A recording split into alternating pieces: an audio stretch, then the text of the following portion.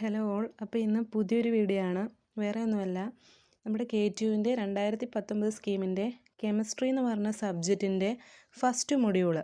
ആ first മൊഡ്യൂളിൻ്റെ syllabus അല്ലെങ്കിൽ അതിനകത്തിലെ important ആയിട്ടുള്ള കാര്യങ്ങൾ, മൊഡ്യൂൾ 1ൻ്റെ മാത്രം ഇമ്പോർട്ടൻ്റ് ആയിട്ടുള്ള കാര്യങ്ങൾ.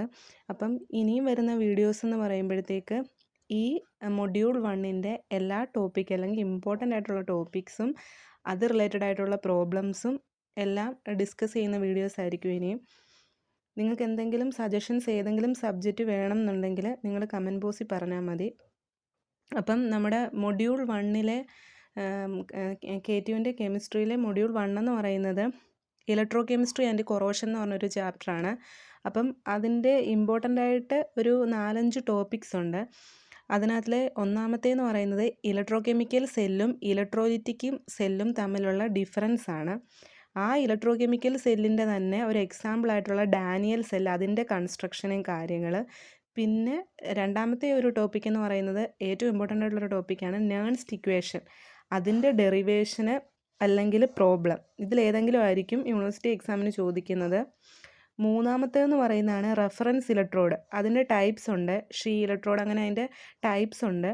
ആ ടൈപ്സും അതെല്ലാം എക്സ്പ്ലെയിൻ ചെയ്തു തരാം. നാലാമത്തേന്ന് പറയുന്നതാണ് electro chemical series and it application, electro chemical സീരീസും അതിൻ്റെ ആപ്ലിക്കേഷനും. ഫിഫ്ത്ത് എന്ന് പറയുന്നത് conductivity, measurement of conductivity of A solution, പിന്നെ അതിൻ്റെ ന്യൂമറിക്കൽസ്. അപ്പം ഇത്രയാണ് ഏകദേശം മൊഡ്യൂൾ 1ലെ ഇമ്പോർട്ടൻ്റ് ആയിട്ടുള്ള ടോപ്പിക്സ് എന്ന് പറയുന്നത്. ഇമ്പോർട്ടൻ്റ് ആയിട്ടുള്ളതെന്ന് മാത്രമല്ല, ഏകദേശം ഇത്രയും വരുമ്പോഴത്തേക്ക് ആ മൊഡ്യൂൾ കവർ ചെയ്യുന്നുണ്ട്.